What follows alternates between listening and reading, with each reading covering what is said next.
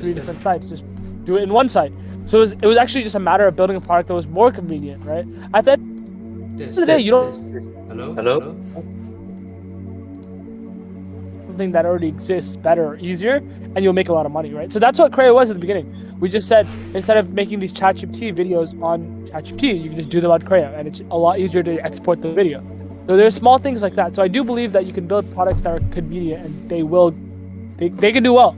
Actually, Creo is just a product of convenience right now. We're working on other products underneath Creo that are more standalone, but as of right now, it's just more of a convenient editor rather than like you would still go.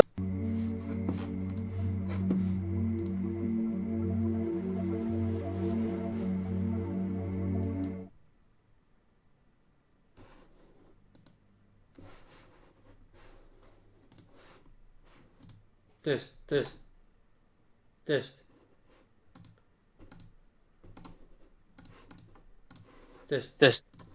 Firebase or Supabase. Like if you really want to make a SaaS at scale, you know. We use Supabase, bro. Test. That are really big. So I have Creo and Musicfy. They're both on Supabase. Musicfy's database now has Musicfy's Supabase database has 7 million user rows, and then audio generation rows is I think 200 million. Bro, like products like that are great. Like you can build big companies on that. I don't use Firebase. Firebase sucks. Supabase is great. You should use Supabase. I will give them my word of approval. Cool. So yeah, people in the chat are also saying this is valid. Open source all the way, yeah. For sure. All right, that was it. Thank you, man. Yeah, there's nothing wrong with that. For sure. Huh? No problem. I'm gonna bring on some other people. Yep. Yo, by the way, we have Daniel here as well. Like, you guys can feel free to ask him questions. Big content man. He can help you figure out how to blow up product. All right, I invited someone else up. I didn't read the name. Okay, cool. Big boss. What's good, bro? Hello. What's good? Hey, how are you, Arib? How is Turkey? I'm good. It's good, man. Yeah, How are you? Where are you from? I'm originally from Turkey, actually. Yeah, I can tell your accent. I can tell. Yeah, my accent. I mean, I used to live in SF though. I mean, I used to live in SF for a month. I mean, for 3 or 6 months. And like now, I do live in Thailand for a while, and I'm a like digital nomad. I live in Bali and Thailand, and like here and there. Very and cool, actually, dude. Okay, 1 minute. Why I cannot switch to? Can you still hear me? I can hear you. What's your question, bro? Okay. I was want to ask to like, okay, let's say like I'm a like genius developer. I write a super amazing code, and I can build like a product amazingly. But I'm like not knowing on Twitter, and I don't have any audience, and how I can connect with the guys like Musa or like who has like a millions of followers on Instagram or somewhere, and I want to build the product with them, or I already build the product, but how do I want to connect with those? What is this? You want it? Okay. Yeah, can you hear us still? Hello? Can anyone hear? I got his question though. Daniel will answer this question. Yeah, I'll answer this because it's actually a very interesting question that a lot of people get wrong. Because obviously I am the creator and Musa is the creator that works on Creo on the front end. And so I have a very good understanding of how I would have wanted to be reached out to in order to work on a company like this. And the biggest thing is I hate cold DMs. I hate when people message me on Instagram asking me to do questions for me and do things for me.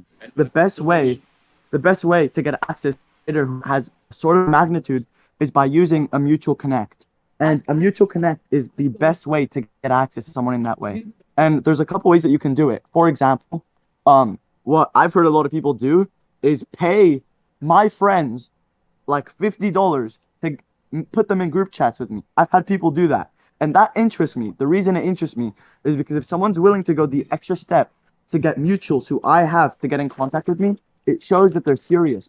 Cold DMs are fine, but they're never really going to do anything. So if you're a bit bigger in the space or if you're a bit smaller, the general consensus should be to find someone who's mutuals or someone who has contact with the person you want to get in contact with. And that's one of the best ways to get in touch. Like I hate cold DMing will never work at a large scale to make millions and millions of dollars. You need to have a direct contact. Me and Arib got introduced to a friend. Musa got introduced to a friend. Our developer Elite got introduced to a friend. It was never cold DMs.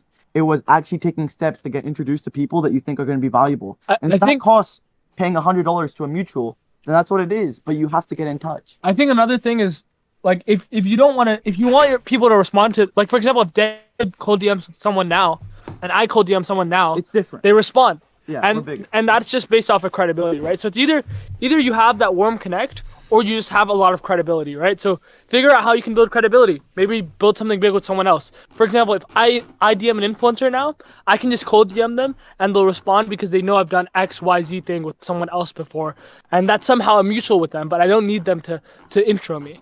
So it's having credibility is a big part of it. So if you have credibility, that's one. And if you have a warm connect, that's another. And if you do them together, that's like the best type of intro. It's the right? most insane. So it's like you have credibility and you have a warm intro. That's what happened for Daniel and I and Musa and all these guys. That's what happens once you start to build credibility up. So that's my answer to that. Hopefully that makes sense. And I'll bring on someone else. Let's bring on Human. Let's get... Hello, can you hear me? Yeah, we can. Test. Recently learning full stack development, and I know you made your own model for Shopify. My end goal is to make AI products, and I was wondering how I can learn machine learning. How can you learn machine learning? If you want to become an engineer, the best thing to do to like do some code boot camps. I think that helped a lot. But the real best thing is like once you have a somewhat of an understanding of how to build products, build your own products. Build things that you want for yourself. That's like one of the ways that I learned a lot. It was like the first website I built for myself was like an Arsenal website because Arsenal is my favorite soccer team. And then I built like a website to buy like these specific types of books that I like. And then I built XYZ thing.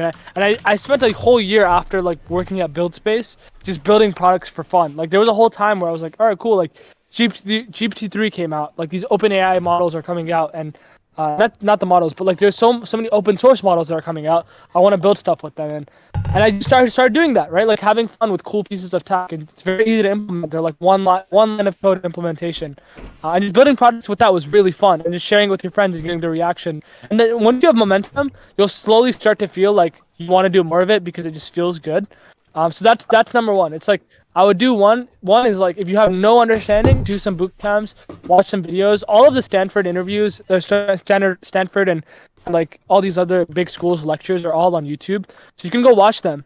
And go watch them. They're great. There's some really great. I know Andrew from Stanford. He's a great lecturer. He's the founder of Coursera. He talks about machine learning. I think he does the intro to deep intelligence and machine learning at Stanford. So you should listen to his lectures.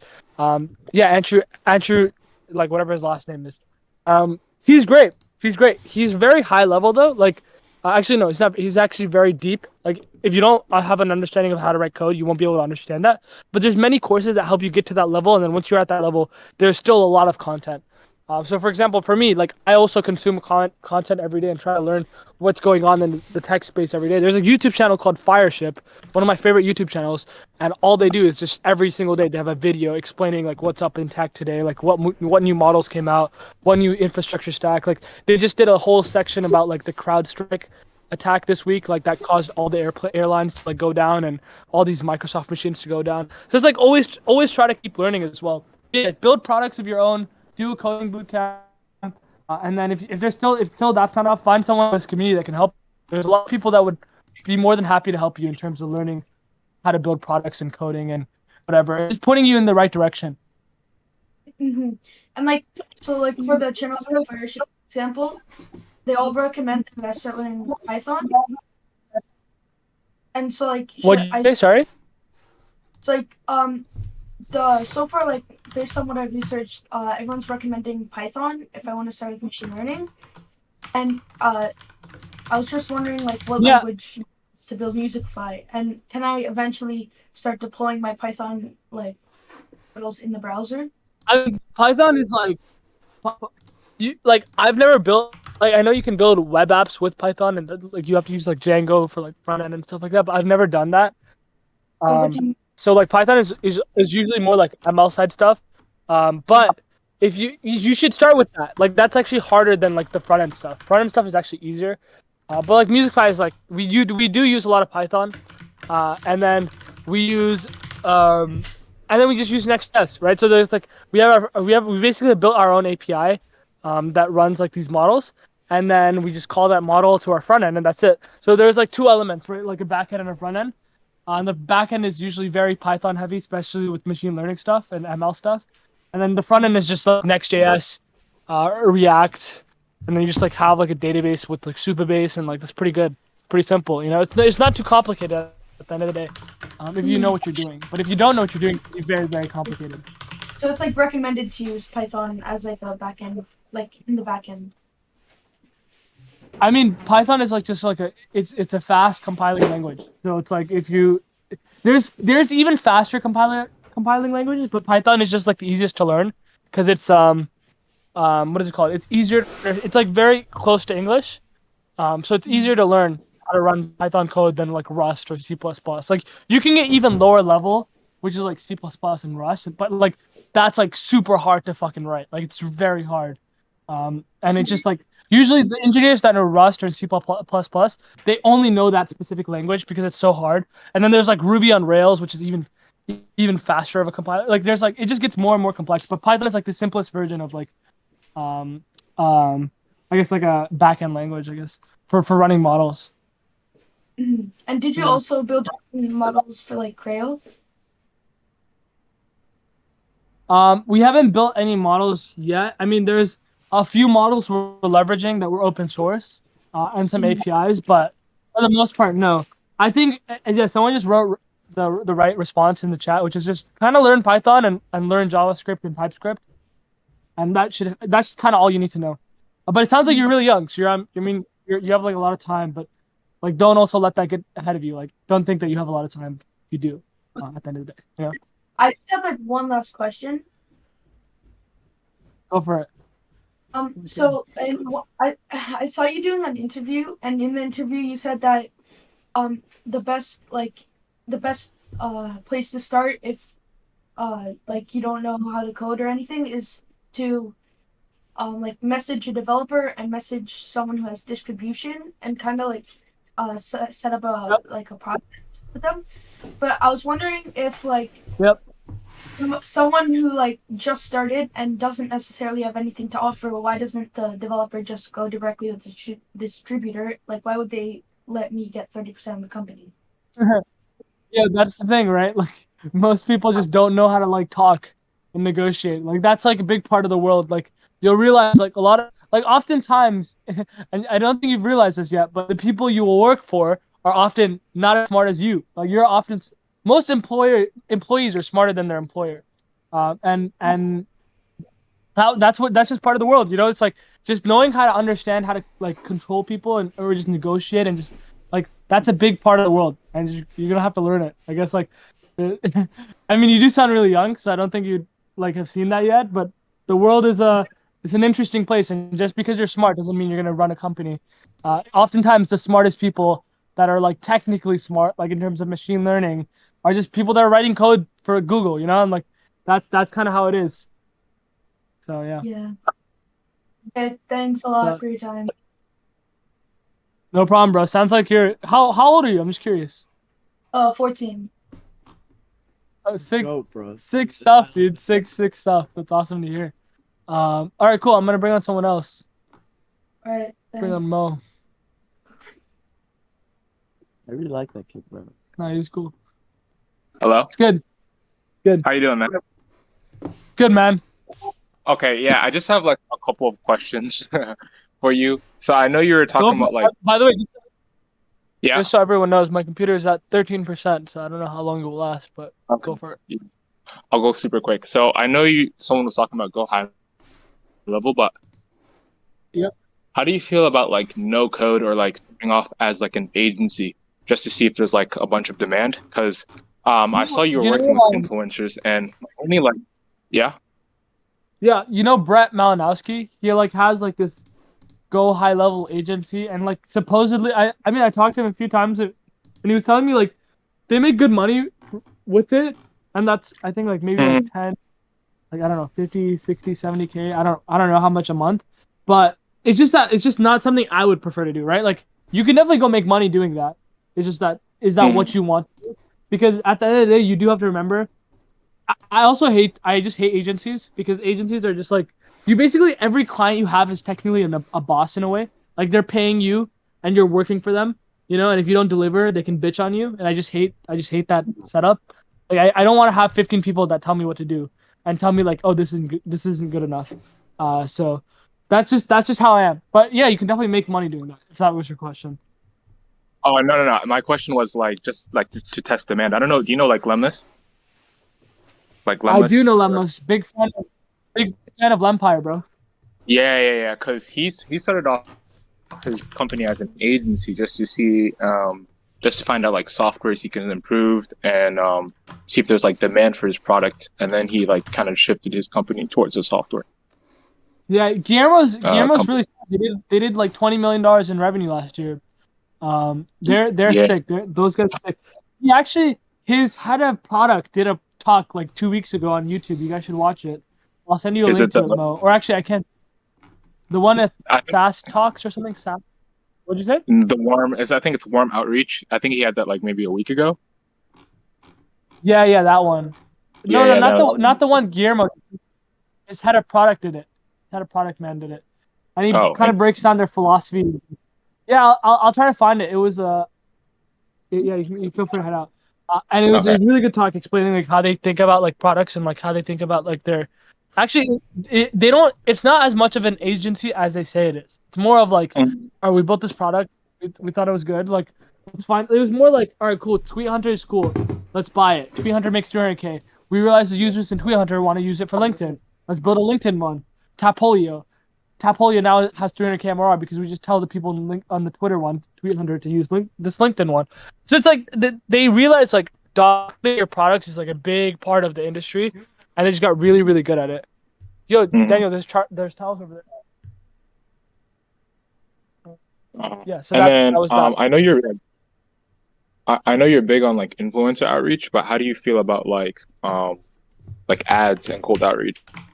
Because I was reading Alex Hormozy's $100 million offers, and I saw like some software company was making like 10 million a month, and they were only doing cold outreach. Cold outreach is in Google Ads, right? No, but like emails and yeah, basically essentially emails and probably cold Yeah, calls. then that makes sense. I wouldn't be surprised if someone's making 10 million a month from cold outreach because if you spend Software. like $8 million at a 1.1% return, you can make that. Like you also have to look at the like. Do you know how much money they spent? I have no clue. Yeah, no clue. Yeah, so you have to like remember like Google Ads will make you money. Like no one runs them to lose money. It's not charity business. But Mhm. the scale you have to run at to make $10 million is something of like you maybe have to spend $8 million to make 10 million. So then it's like making 2 million. Maybe yeah, you're making 2 million in profit. That's a lot of money, but you're also spending $8 million. For me, for UGC, I pretty much don't spend any money, and if I do spend money, let's say I spend like in a month $10,000 on UGC content, it comes back 10x fold, right? Like it's the multiples are much better, and yeah, we will eventually do not cold outreach. I mean Google Ads for Creo and like our other products, Mhm. because at some point our LTV would be very like our LTV is about 100 for both products right now. As we get it to even higher, we can just spend more money and just like if we have a positive ROI on our ads, that's like let's say like 1 or 2 or 3x ROAD, we're just gonna pour money into it because it's just free money for us. And for a company that's already making lots of money, spending $8 million to make 10 is a great deal. So Mhm. yeah, you have to remember. Mhm. Okay, great. One last question. So I know how to code in Java, so like very basic API and all that, but I wanted to launch a software company next year. I don't know if it's worth it for me to like spend like a month or two to like learn JavaScript and then try to launch a company, or should I just hire a developer and then kind of help them out? Because I'm more of a marketing guy, but I know how to code a little bit in Java. I think spend more time kind of understanding, like if you're like okay at Java, then I would like that's not good. That's not good enough to build a big product. I don't know what you mean by okay.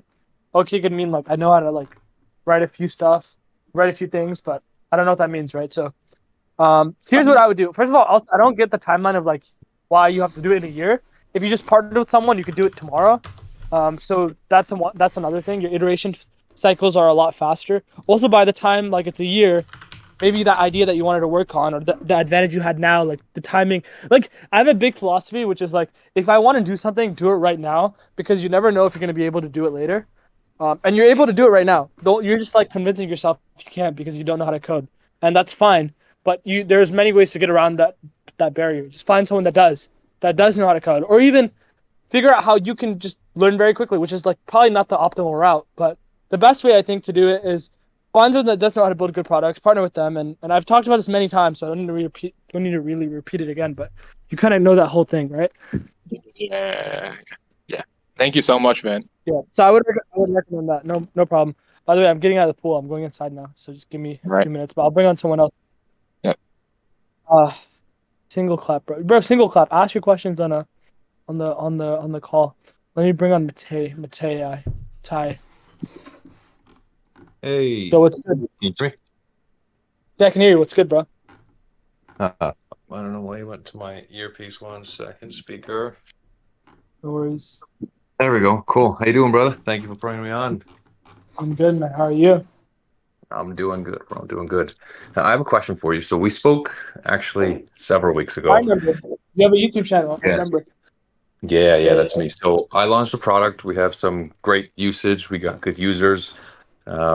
We got to 10K MRR, not MRR. We pre-sold, but we did over 10K in our first 11 days, which was awesome. And now, we're ready to start going close to a more public launch. We had just a few more product features to build out first. But as we approached that, I got hit up with an influencer who has a really big channel in the agency space and in the marketing space. And he wanted to chat about coming on as an equity partner. He was the one who actually brought it up. Now, my question to you is, how much equity would you give? I've never negotiated on equity. I've never done anything like that.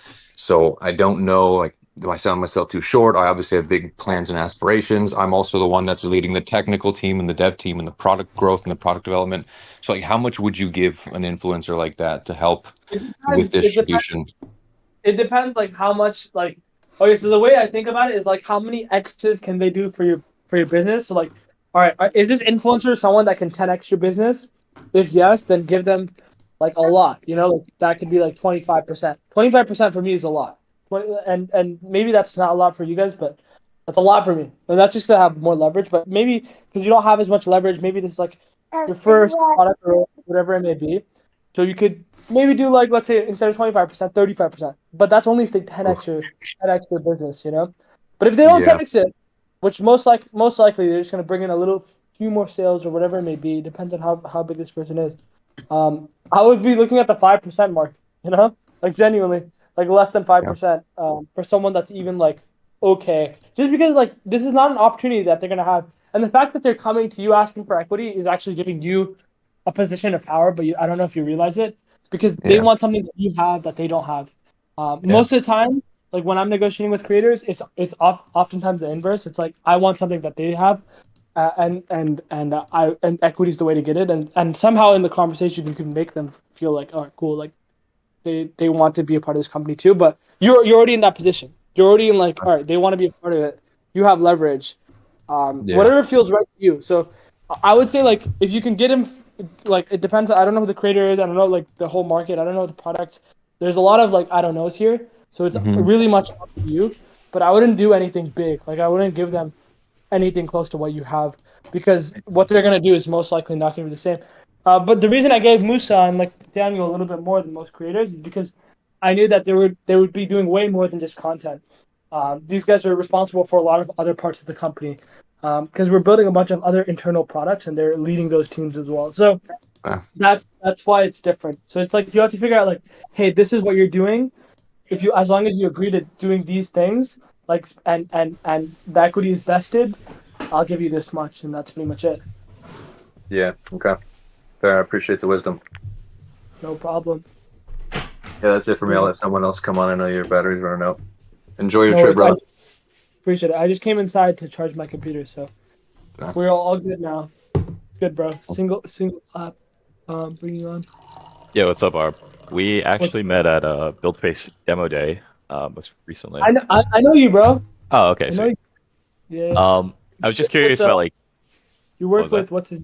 You work with Eric Declan? yeah, Eric and Declan. You work with them. Yeah, Declan's sitting over here coding right now, actually. Nice, sick. Here. Just curious about like, so you said LTV for Creo is like $100. I mean, I've seen Musa's like ads on Instagram, but how did you guys go from like when you had first launched to LTV at 100 now?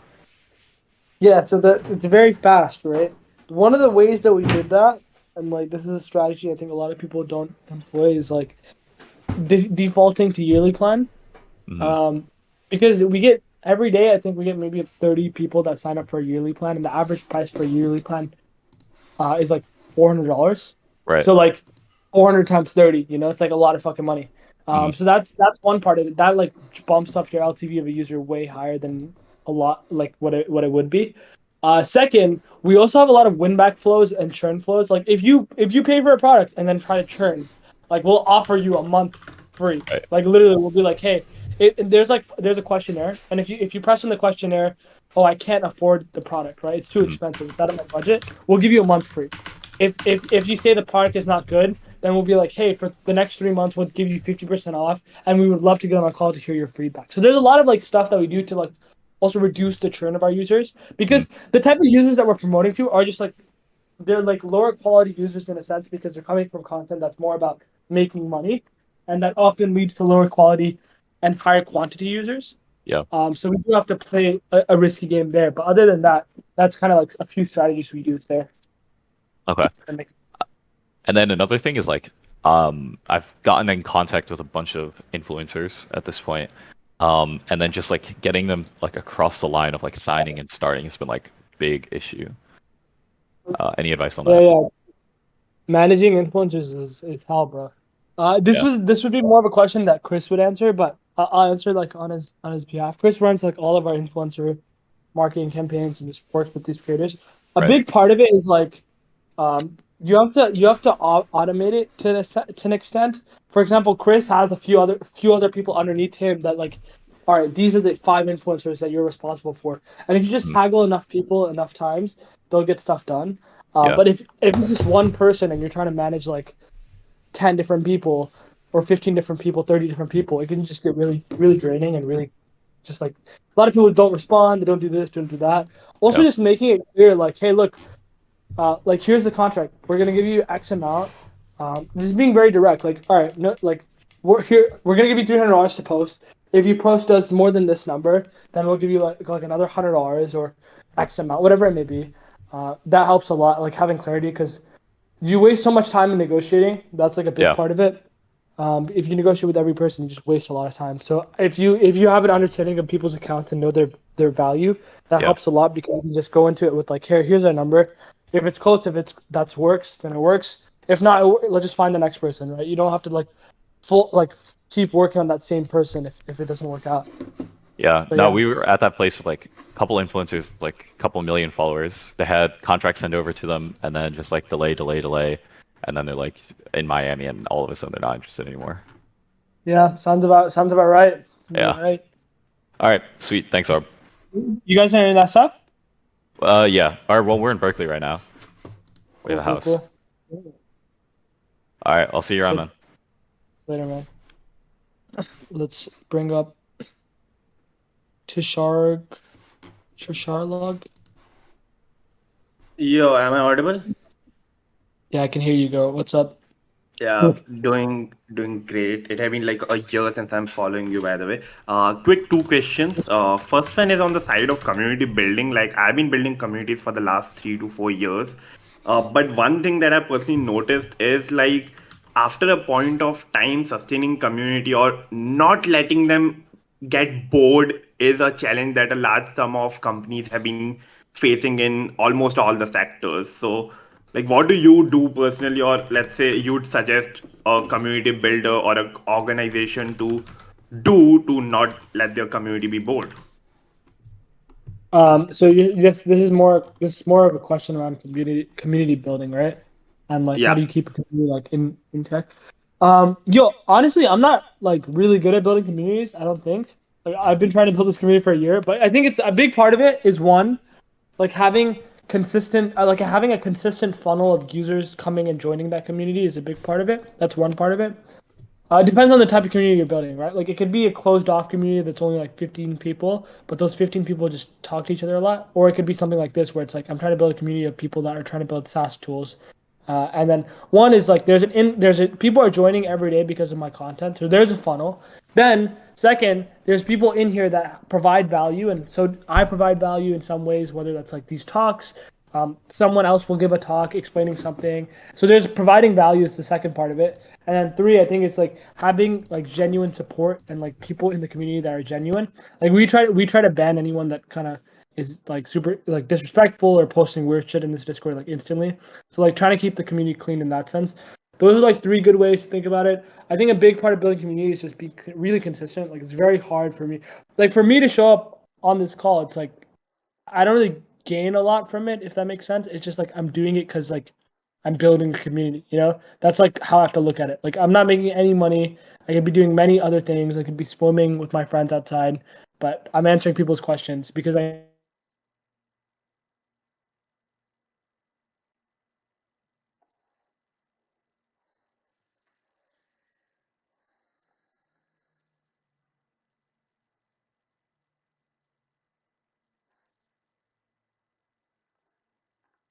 Is it me or no one can hear Arib? Yeah, I mean, same for me, guys. I guess laptop died. 0%, maybe.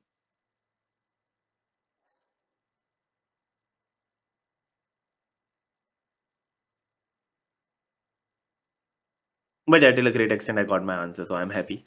Cheers.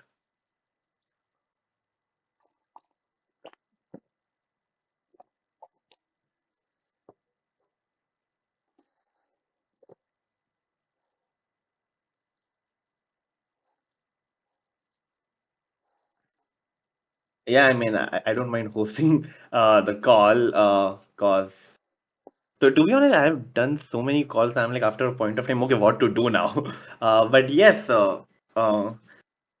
you guys know I've been also thinking to create like a SaaS tool because I worked at a SaaS platform. Uh, Hey, yeah, my day have been so great.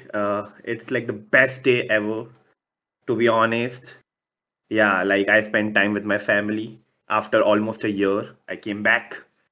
Talk about your story. What do you do? Oh, so I'm a marketer and community builder in Web3 space, building communities for the last 4 years, working in Web3 for the last 3 years, and helping Web3 brands in building communities and marketing their product. Uh, yeah, that's something that I'm doing. Plus, I'm also a video content creator about Web3 games. So I play games, I have fun, and I create videos, and people watch those videos and they have fun. So yeah, that's something that I do a lot. And Arif would be like, "Oh my God, Tushar took over the whole call. I was planning to answer the questions, and now he's just talking about himself. Oh my God, lol, what's going on?" But yeah, why does I feel like I should just leave the stage and go down? I mean, I don't know. I feel bad for everyone.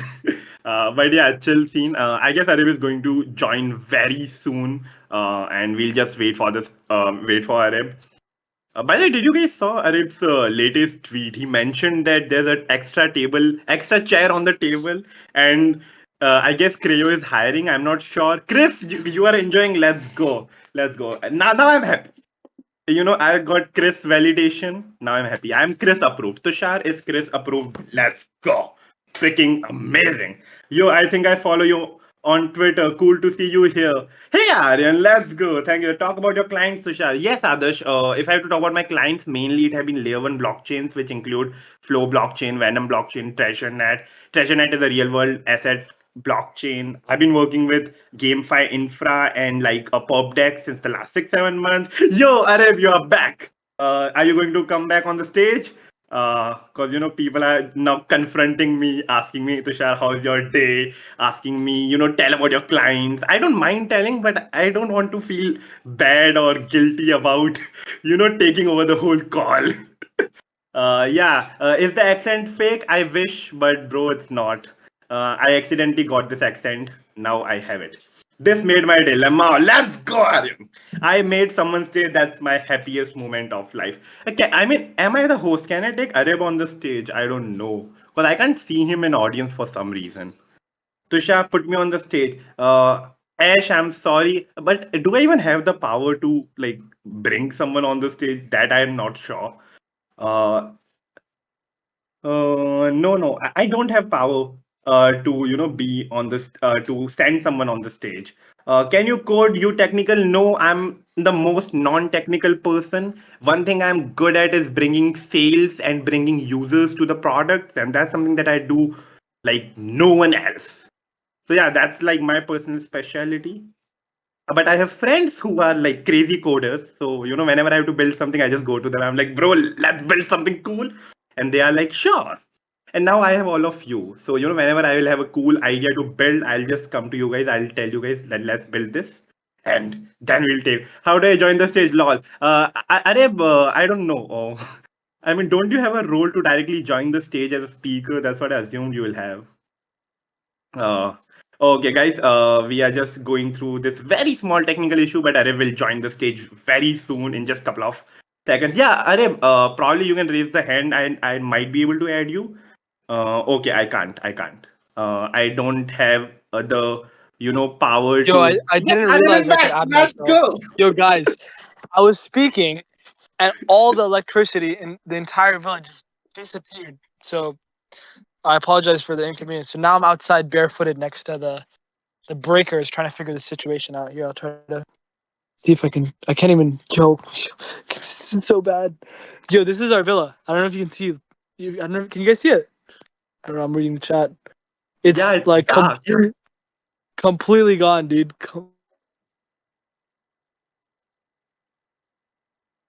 Okay, I guess Arib is gone again. I'm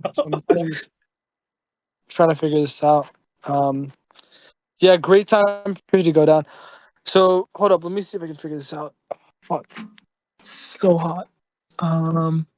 Dude, the breakers are so hot. This is not good. I think I broke it. No, that didn't break it. Yeah, so yeah, I heard you took over, bro. Turlog. Everyone's. Yeah, I mean, people were getting bored. I'm like, let me entertain you, cause that's what I do. Go. Yeah, I dude, the have fun with electricity just people. fucking disappeared. Yo, the villa was like fucking expensive too. No, my laptop didn't fry. I think what happened. So there's a sauna on the bottom in the basement, and we turned on the sauna, and I think as soon as we turned it on, that did something. How much are you paying for the villa? I think we paid 25 racks for 1 week. 25 grand. All right, cool. I'm gonna answer 3 more questions before I go, just because I'm kind of cooked. Not gonna lie. I have to figure out this electricity situation after I answer these questions. Let me just add people to. Let me invite people on. So Marcel, come up. We'll just rapid fire these questions. Okay, can you hear me? Oh, It's good, bro. Hello, Marcel. Speaking. hey, can you hear me now? I can hear you. Yes. Oh, okay, yeah. Okay, let's get started. Thank you for letting me in again. My microphone died the previous time. So No worries. I'm building a SaaS tool with my brother right now. My brother is a very nice, very good programmer, 10x engineer, and I can code, but I'm not as good as him. I'm like intermediate. Um, do you recommend to go to the product side of things, like the business side, or should I learn to code as well, become a good engineer as well? Do what you're good at, and if that's engineering, do that. And if it's not engineering, do product stuff. And do marketing. Do what your brother like. You have to look at it as like, all right, what teams are really good. Not one. Both of the people that are on the team have the same skill, but they have corresponding skills. Like skills that will help each other. Oh shit, the electrician just pulled up and I'm naked outside just with underwear on. Hold up 1 sec. Let me go over the fence. Ugh. Okay, yo guys, I'm wearing just boxers and 2 cars pull up to our driveway. I'm so cooked. Hold up, let me show you guys this. 1 sec. I'm sorry not answering your question, but 2 cars just came to our driveway. That's an electrician. Fast service here in Turkey. But yeah, find work, get corresponding skills with the people that you work with. Biggest All right. advantage living in SF, people. Yeah, so don't I wouldn't say go learn engineering. I would say go learn how to be a better partner for your brother to help build him. Sorry, I'm just really not focused. But yeah, does it make sense? Yes, thank you. Good luck with the situation there. Thank you. Yo, dude, that's so crazy. There's just people just I also know nothing. I don't know any Turkish. So this is gonna be an interesting conversation I'm about to have with these people. But yeah, I'm gonna answer one more question before I go. I know this would have been a lot longer of a call if my electricity didn't go out and I just got out of the pool, so I'm also like completely just not wearing any clothes other than boxers. All right, cool. Let me bring on one more person. Just pick randomly someone that I haven't talked to before. Bring on Jay. It's good, Jay. Should be able to come up. Let me go inside.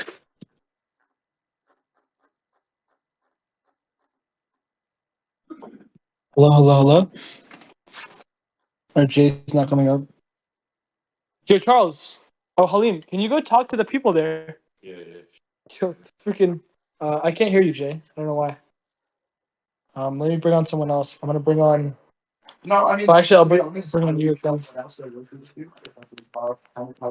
You should have access now, Jay.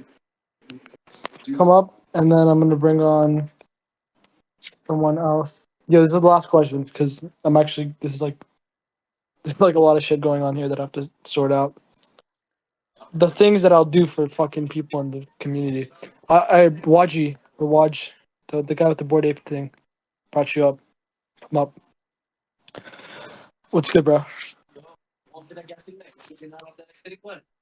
Hello? Alright, if no one's gonna ask me a question, I'll answer the last question in the chat. Right now. And the question is, my question is, what positions you're hiring for? We're hiring for marketers, content creators, engineers, and go over Chris to text tech real quick. Okay, that is. I'm gonna speed run these chat questions, so make sure they're like yes or no short questions. The tech stack we use Next.js. We use Prisma. We use Supabase. We use what else do we use? We use a bunch of APIs, and then we use Modal Labs and a few other things. Stripe or Paddle. I use both. I use Paddle for Musicify and I use Stripe for Creo. And then what else? Do you leak code? I've literally never done a leak code in my entire life. And do I look at my DMs? I do, but I get so many that I often only respond to the ones that make sense for me to respond to. Do you want faceless content creators? I don't know. Depends if they help me make money. Sure. When are you gonna visit South Africa? I just went to Africa actually last week. I was in Morocco last week. Morocco was really nice. So that's like my first time going to Africa, but I will come back. What's your advice for someone just starting to wait? Fucking stop asking me questions. What's the LTV behind Creo, if you don't mind? It's like around $100 something. Is there a reason you use Stripe for Creo? And it's just I'm testing. I'm still A/B testing both. Because you can accept PayPal and Paddle. Let's see. Yo, is Chris here? Yo, Chris, join stage, please, bro. Please clutch up and join stage. So, Halim, what's the situation looking like? They're actually fixing it. Turns out there's a blackout here, there's a blackout there. Oh, wait, the whole neighborhood is just blacked out. There's a potential blackout. Bro, I have 150 people that were listening in. Into the live? Yeah. Damn. And then Wi-Fi goes out. Now there's 70 people, and they're like, yo, Fuck. paying 25 grand for a villa, and it goes, electricity Hey, it's not included. Yo, oh, shit, these are long questions. I'm not going to answer these long questions. just to let you know, I recorded the stream. All right, great. Yeah. If anyone wants to, I never record any of these streams. Yo, Chris, can you hear me? Chris. Yo. There we go. Yo, let's go, dude. Chris. Yo, Chris, just for everyone that doesn't know, Chris is like the guy that runs all of our marketing and kind of he's like he's the mastermind behind our distribution for Musicfy and helps a lot with our Creo stuff as well. So, Chris, you want to take over and just like, I don't know if you know what happened, but my Wi-Fi, not my Wi-Fi, my electricity for everything is gone. I'm gonna hop off, but Chris, if you want to answer questions for the next 10 minutes, that'd be cool. Sure, If not, feel free to hop off. Yeah, Chris is super smart. How old are you, Chris? You're like 17, 18? 17, yeah. Yeah, we just hung out in Spain. It was sick. All right, cool. Chris, feel free to say whatever you want. I'm gonna hop off. Like 10, 15 minutes if you can. That'd be great. If not, it's fine. Yeah, cool. Right, see you soon. All right. Later, guys. Right, okay, who's got questions? Let's invite you all up to speak. Yes, I am connected with Liam. Liam's a very cool guy. Hi there. Yo, what's up? My question was more for Creo. Uh-huh. I don't know if you also want to answer that. Yeah, I'll go for it. I'll try. Okay. With the barrier to entry for short creation lowered, where do you see the future of short form content generation on YouTube and TikTok? I mean, it depends how the algorithms adapt, because like TikTok's always going to not want that, if that makes sense. Like, they're not going to want something you can automatically make it and just push it onto the algorithm. But at the moment, it works very well. They don't have the technology to stop that from happening. Okay, so no cat and mouse game. Yeah, basically. But as long as you're like one step ahead, it's kind of fine. Like at the moment, it works so well. There's nothing stopping that from happening. Okay, because I'm not I've seen German. these I'm cat Scottish. videos. Oh yeah, you're Scottish. I'm German. Oh shit! Oh, he's talking to you now. Okay, I see. Because I'm seeing these cat videos that are literally brain rot, I think. Yeah, but they get so I know what much you mean. views. Yeah, the image ones. Yeah. Yeah. Anyway, thank Nah, you. I mean, they work well.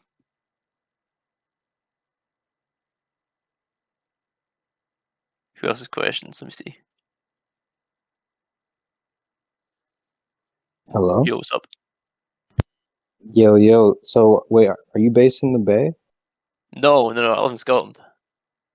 Oh, you're Scottish. Yeah. Okay. I'm not really familiar with your role in Creo or music. Yeah, so I'm Sure. CMO at Musicfy. I run a lot of the Oh, affiliate okay. program at Creo. I do like all the marketing, basically. Okay, perfect. I'm a marketing guy too, so I guess I can ask, what type of strategies do you see most successful within growing these platforms? Yeah, I mean, from us, it's mainly influencer marketing, especially to start out with, just to get like that kind of notoriety out there. You can diversify into Google Ads later on, but I think it's always better to have your kind of like brand out there. People know who you are before you diversify into that. Okay, and were you guys working with a budget, or like did you find ways to work with influencers for low rates or free? Yeah, I mean, affiliate programs are like the way to do it. If you can get a big YouTube video from your affiliate program, you're like sorted. There was a huge one we had from Musicfy first launched it. I think it was like 40k we made from like one video. It was crazy. Oh, But that's all wow. affiliates. So we're going to pay out like 20% of that. So we're paying him like 8k, and he's bringing us like 40. So it's like net 32k, just from one YouTube video. Nice. What part of Scotland you in? Because I'm actually part Scottish. I'm from So. Edinburgh. Oh, nice.